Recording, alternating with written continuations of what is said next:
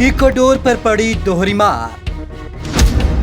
Corona के अब ज्वालामुखी विस्फोट का प्रकोप। सनगे ज्वालामुखी फटने से कई शहर हुए धुआं।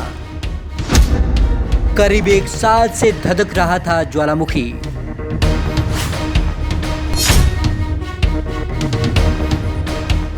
इसे कहते हैं जब बुरा वक्त हाथ धोकर पीछे पड़ा हो तो कुछ भी अच्छा नहीं होता। ऐसा ही कुछ दक्षिण अमेरिकी देश इक्वाडोर के साथ भी हो रहा है। इक्वाडोर कोरोना से पहले ही बेहाल था, अब तो इसे ज्वालामुखी का प्रकोप भी झेलना पड़ रहा है। कोरोना के बाद अब ज्वालामुखी ने बोला हमला। कोरोना के 5 महीने गुजर जाने के बाद इस लैटिन अमेरिकी देश को कोरोना संक्रमितों की संख्या हजारों में है। सरकार और आम जनता पहले ही कोरोना से बेहाल थी। दुनिया के बाकी देशों की तरह इक्वाडोर को भी कोरोना के मकड़ जाल से बाहर निकलने का कोई रास्ता नजर नहीं आ रहा था।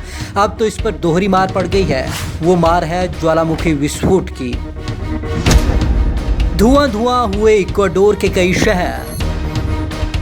ज्वालामुखी में हुए विस्फोट से कई शहरों में सिर्फ धुआं ही धुआं नजर आ रहा है। खबरों के मुताबिक अमेज़न क्षेत्र में फटे इस ज्वालामुखी ने कई शहरों को अपनी चपेट में ले लिया है। शहरों के आसमान धुएं के गुब्बार से ढक चुके हैं।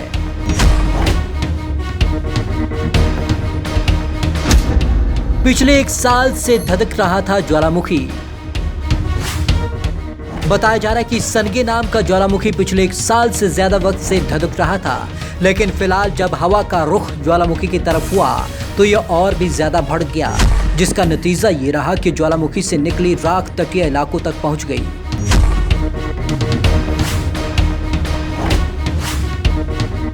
इससे सबसे ज्यादा प्रभावित इक्वाडोर की गुआयाकिल सिटी हुई है। ज्वालामुखी में विस्फोट की उम्मीद नहीं की थी। इक्वाडोर के जियोफिजिकल इंस्टीट्यूट के मुताबिक सनगे ज्वालामुखी से गुआयास प्रोविंस में राख लगातार आ रही थी और इस राख को गुआयाकिल की ओर बढ़ता देखा जा रहा है, लेकिन एक्सपर्ट इतने बड़े विस्फोट की उम्मीद नहीं कर रहे थे। रोकी गई उड़ानें। ज्वालामुखी से निकली राख को देखते हुए गुआयाकिल एयरपोर्ट की फ्लाइट्स रोक दी गई हैं। सड़कों पर गाड़ियों की आवाजाही को बंद कर दिया गया है। राख को साफ करने का काम जारी है, जिससे लोगों को सांस लेने में दिक्कत ना हो। Bureau report, Punjab Kesari TV, Chandigarh.